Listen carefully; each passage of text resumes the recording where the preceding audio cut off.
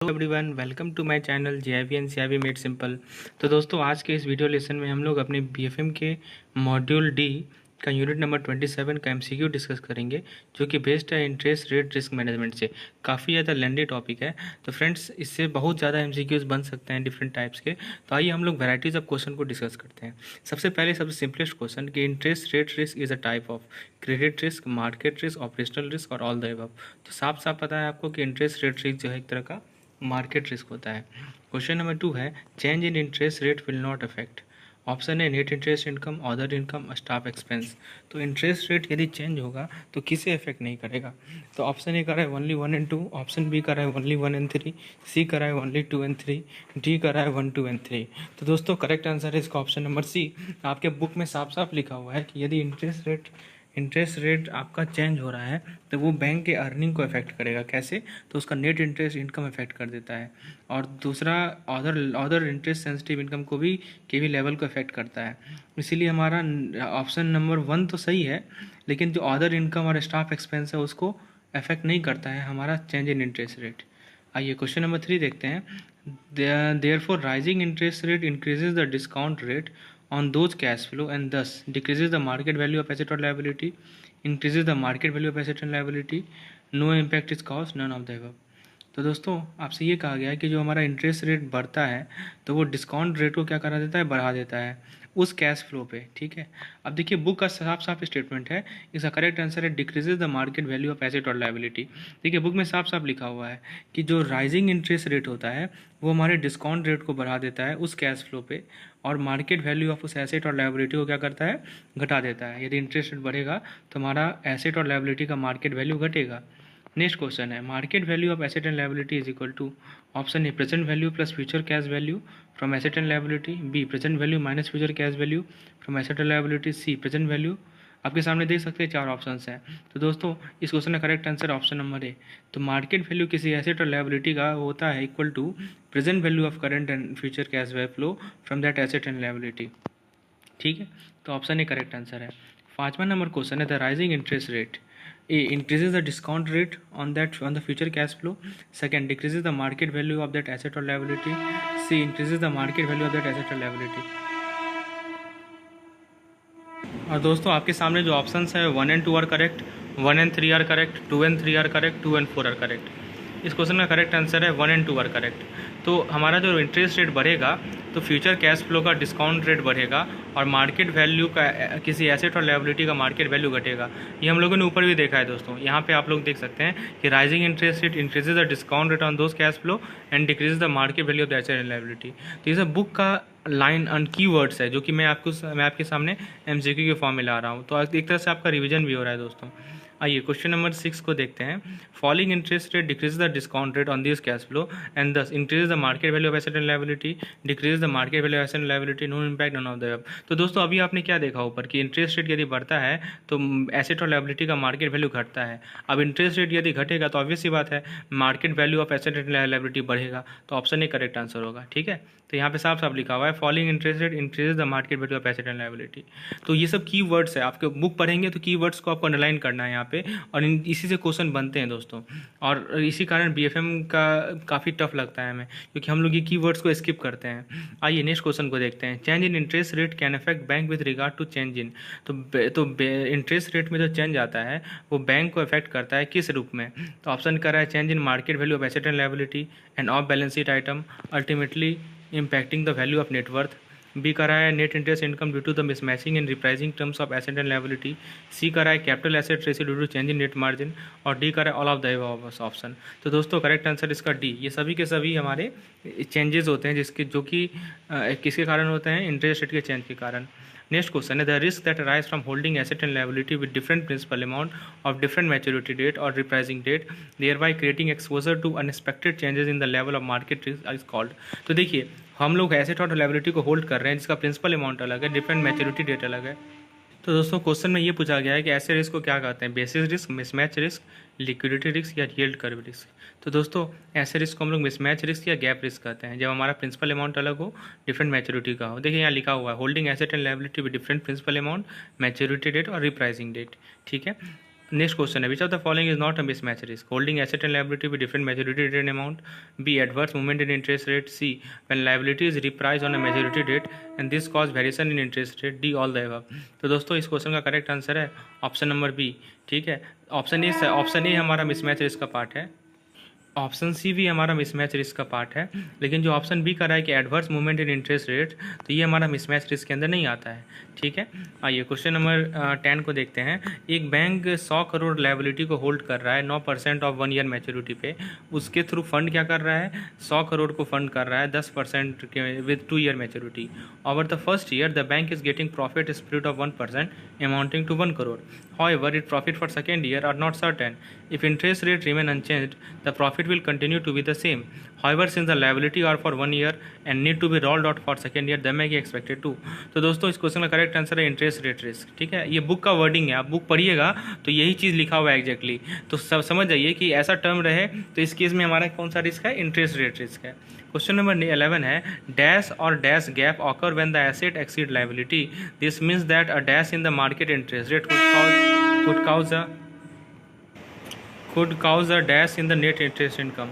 तो दोस्तों correct answer option number ए। मैं समझाता हूँ दोस्तों, अ पॉजिटिव और एसेट सेंसिटिव गैप, ठीक है, तब होता है जब एसेट लायबिलिटी से ज़्यादा होता है, ऑब्वियस सी बात है, तभी तो एसेट सेंसिटिव गैप कहेंगे हम लोग।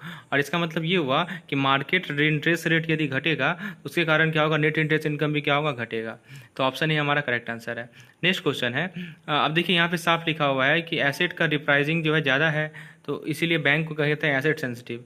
और एसेट सेंसिटिव बैंक जो है largest NII net interest income produce करता है जब इंटरेस्ट रेट मार्केट में बढ़ता है। ठीक है, चलिए नेक्स्ट क्वेश्चन देखते हैं, basis risk. Basis risk refers to risk associated with an unanticipated price movement, associated with unanticipated price movement, C of default on future contract, D from the change in the spread between the rate on his instrument and the rate on instrument actually traded।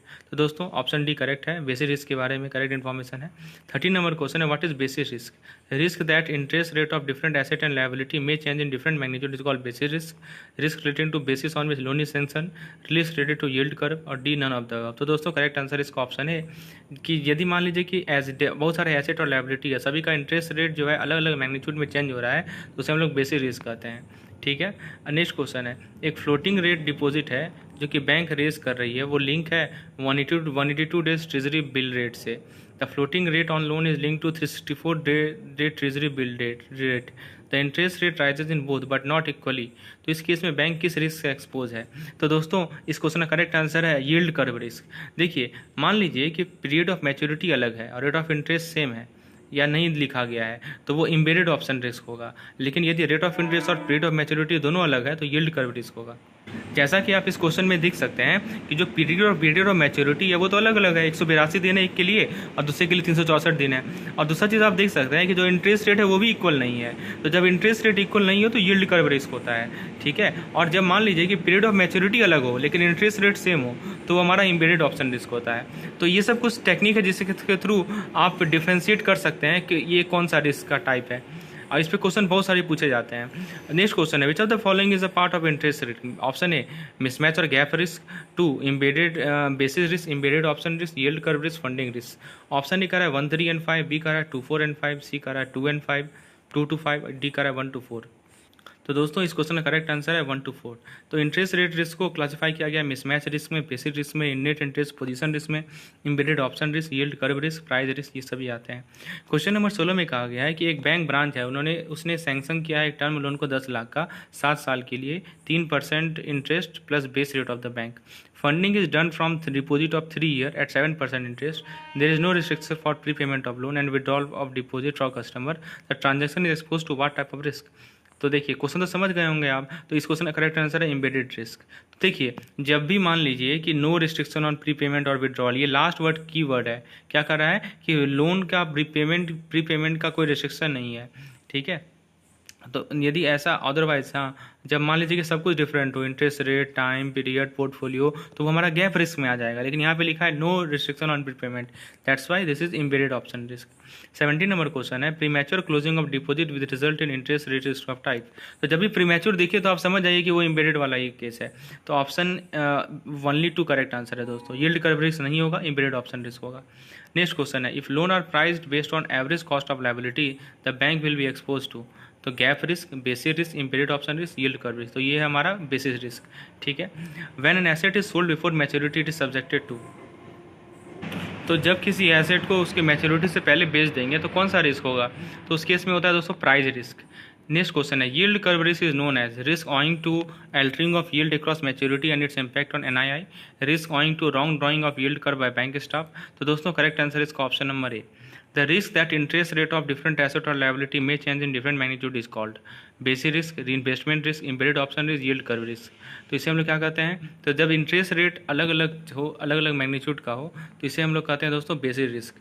तो देखिए mismatch में जो maturity होता है उस case में क्या होता है कि एसेट एंड लायबिलिटी का वो अलग अलग होता है, डिफर बस इन बेसिस रिस्क में क्या होता है कि there is change in interest rate, ठीक है। तो जब एसेट और लायबिलिटी का वैल्यू डिफर हो तो दोस्तों फ्रेंड्स इस क्वेश्चन से आप मैच्योरिटी रिस्क जो कि गैप रिस्क होता है और इंटरेस्ट रेट और आपका एक और रिस्क है बेसिक रिस्क के बीच में डिफरेंस क्रिएट कर सकते हैं। मैच्योरिटी रिस्क में क्या होता है दोस्तों, एसेट और लायबिलिटी का जो मैच्योरिटी होता है वो डिफर करता है अमाउंट, और बेसिक रिस्क में क्या होता है कि इंटरेस्ट रेट ही चेंज डिफर करता है। चलिए ये नेक्स्ट क्वेश्चन है, यील्ड कर्व रिस्क क्या है। तो ऑप्शन ए कह रहा है कि एक तरह का लाइन ऑफ ग्राफ है जिसमें हम लोग अलग अलग मैच्योरिटीज़ के यील्ड को प्लॉट करते हैं। बी कह रहा है कि yield curve change it slope and shape from time to time. C कह रहा है yield curve can be twisted to desired direction through intervention of RBI. D कह रहा है ऑल ऑफ द अबव। तो दोस्तों ये सभी के सभी स्टेट करेक्ट हैं। क्वेश्चन 23 है कि if deposit product is offered with pre maturity without facility and loan product is allowed with pre payment feature the bank is expose to. तो ये हमारा एम्बेडेड ऑप्शन रिस्क होगा दोस्तों। क्वेश्चन नंबर 24 है, which of the following statement is correct regarding yield curve risk.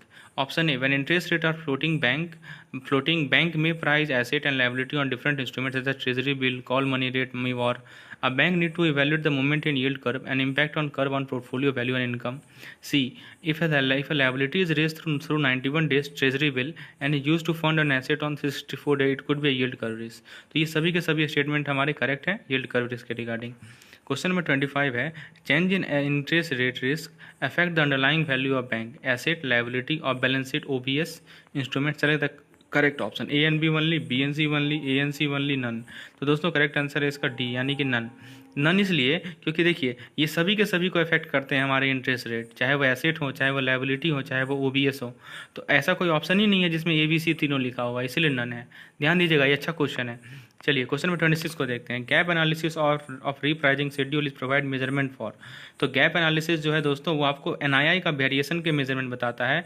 यदि interest rate change होगा तो हमारा एनआईआई किस रेट से वेरी करेगा वो हमारा गैप एनालिसिस बताता है।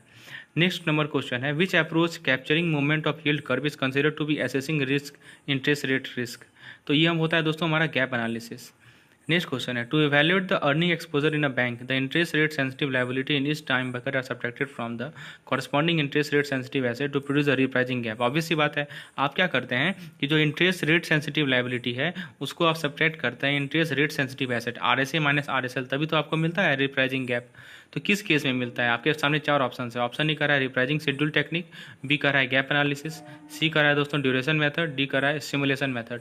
तो दोस्तों करेक्ट आंसर इसका गैप एनालिसिस। तो ये हम लोग आरएसए माइनस आरएसएल जो करते हैं वो किस में करते हैं, गैप एनालिसिस में करते हैं, ठीक है। चलिए duration gap analysis, select the correct option, applies the concept of duration to the bank entire balance sheet, applies the concept of duration to the bank entire income, apply the concept of duration to the bank retain earning, indicates the difference in G gap in the time it takes to collect on loan payment versus time to attract deposit। तो दोस्तों correct answer है option A.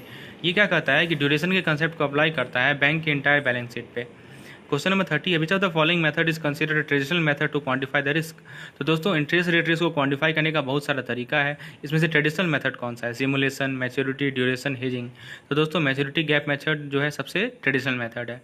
31 number question है, the gap is the difference between amount of asset and liability on which the interest rate are during the given period, fixed, reset, falling, none of this. तो दोस्तों 31 number question का correct answer है option number B, यानी कि option number B का है reset, ठीक है, during a given on which interest rates are during a given period.